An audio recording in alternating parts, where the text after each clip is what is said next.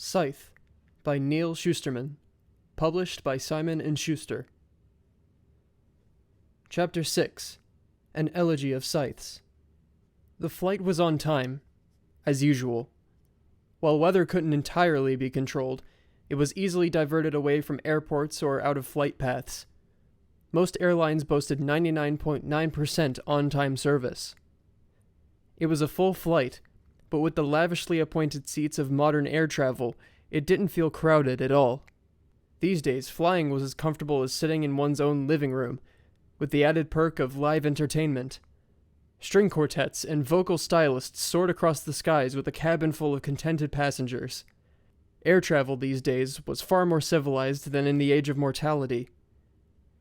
It was now an exceptionally pleasant way to reach one's destination.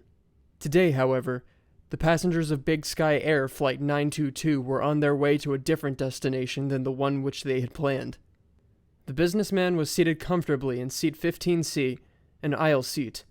He always requested that seat, not out of superstition but out of habit. When he didn't get 15C, he was cranky and resentful of whoever did. The company he ran, which was developing hibernation technology, would someday make the longest journeys seem to pass in a matter of minutes, but for now he would be happy with Big Sky Air as long as he got seat 15C. People were still filing on, taking their seats. He eyed the passengers moving down the aisle with mild disinterest, but only to make sure that they didn't hit his shoulder with their purses and carry-ons as they passed. "Are you heading out or heading home?" asked the woman sitting beside him in 15A. There was no 15B. The concept of the B seat, where one had to sit between two other passengers, had been eliminated along with other unpleasant things like disease and government. "Out," he told her. "And you?" "Home," she told him, with a heavy but relieved sigh. At 5 minutes to departure, a commotion up front caught his attention. A Scythe had entered the plane and was talking to a flight attendant. When a Scythe wants to travel, any seat is fair game. The Scythe could displace a passenger, forcing them to take a different seat, or even a different flight if there were no other available seats.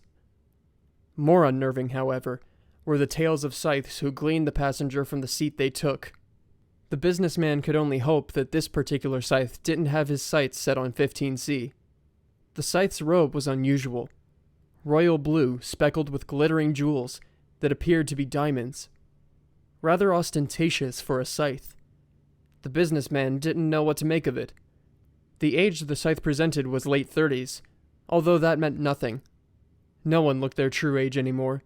He could have been anywhere from 30-something to 230-something. His hair was dark and well-groomed. His eyes were invasive. The businessman tried not to catch his gaze as the Scythe looked down the aisle into the cabin. Then 3 more Scythes appeared behind the first. They were younger, perhaps in their early 20s. Their robes, each in a different bright color, were also decorated with gems. There was a dark-haired woman in apple green speckled with emeralds, a man in orange speckled with rubies, and another man in yellow speckled with gold citrines. What was the collective word for a group of Scythes? An elegy, wasn't it? Odd that there'd be a word for something so rare. In his experience, Scythes were always solitary, never traveling together. A flight attendant greeted the Elegy of Scythes, and then the second they were past her, she turned, left the plane, and ran down the jetway. "She's escaping," thought the businessman. But then he banished the thought. She couldn't be. She was probably just hurrying to let the gate agent know of the added passengers. That's all. She couldn't be panicking. Flight attendants were trained not to panic. But then the remaining flight attendant closed the door, and the look on her face was anything but reassuring. The passengers began talking to one another, mumbling, a little bit of nervous laughter. Then the lead Scythe addressed the passengers. "Your attention, please," he said with an unnerving smile. "I regret to inform you that this entire flight has been selected for gleaning." The businessman heard it, but his brain told him that he could not have possibly heard correctly. Or maybe this was Scythe humor, if such a thing even existed. This entire flight has been selected for gleaning. That couldn't be possible. It couldn't be allowed. Could it? In a few moments, passengers began to wrap their minds around what the Scythe had said. Then came the gasps, the wails, the whimpers, and finally uncontrolled sobs. The misery could not have been worse had they lost an engine in flight, as planes did back in the mortal days, when technology occasionally failed. The businessman was a quick study, and excelled at split-second decisions in crisis. He knew what he had to do. Perhaps others were thinking the same, but he was the one who took action first. He left his seat and hurled himself down the aisle toward the back of the plane. Others followed him, but he was the first to the back door. He quickly scanned its operation, then pulled the red lever and swung the door open into a bright, sunny morning. A jump from this height to the tarmac might have broken a bone or twisted an ankle, but the healing nanites in his blood would quickly release opiates and deaden the pain. He'd be able to escape in spite of any injury. But before he could leap, he heard the lead Scythe say, "I suggest you all return to your seats if you value the lives of your loved ones." It was standard procedure for Scythes to glean the families of those who resist or run from being gleaned. Familial gleaning was a remarkable deterrent. But this was a full plane. If he jumped and ran, how would they know who he was? As if reading his mind, the lead Scythe said, "We have a manifest from this plane. We know the names of everyone on board, including the name of the flight attendant who displayed cowardice unbecoming to her position and left. Her entire family will pay the price, along with her." The businessman slid down to his knees and put his head in his hands. A man behind him pushed past and jumped anyway. He hit the ground and ran, more worried by what was happening in the moment than what might happen tomorrow. Perhaps he had no family he cared about, or perhaps he'd rather they journey with him into oblivion.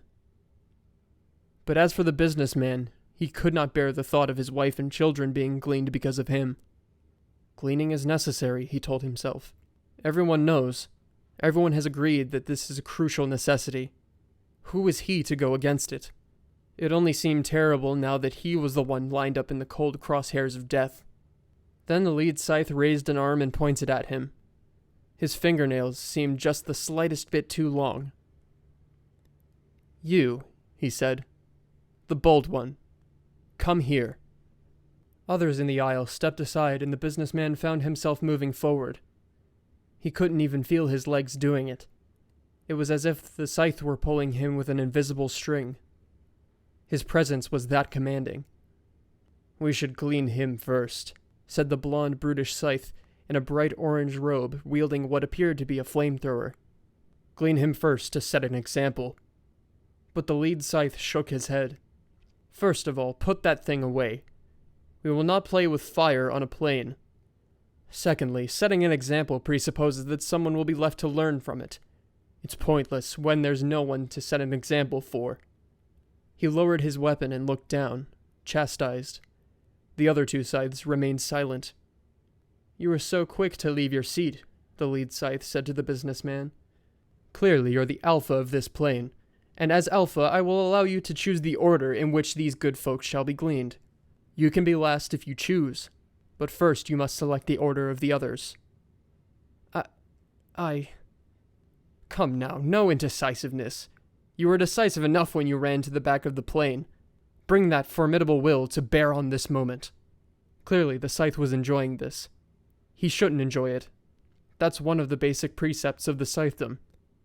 A random part of his mind thought, I should lodge a complaint, which he realized would be very difficult to do if he was dead.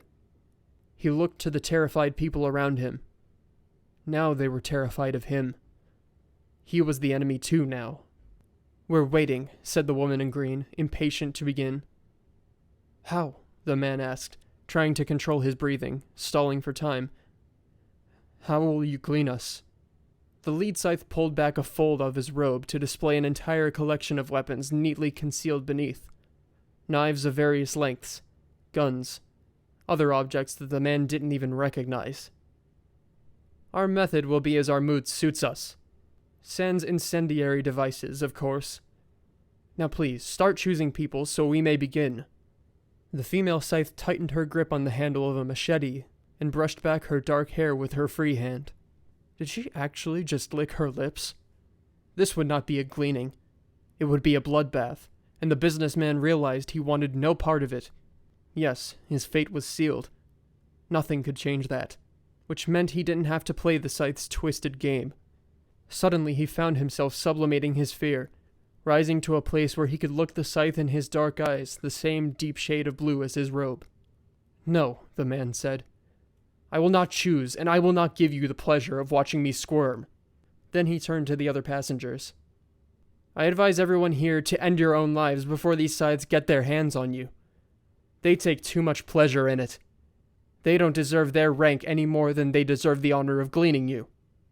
The lead Scythe glared at him, but only for a moment.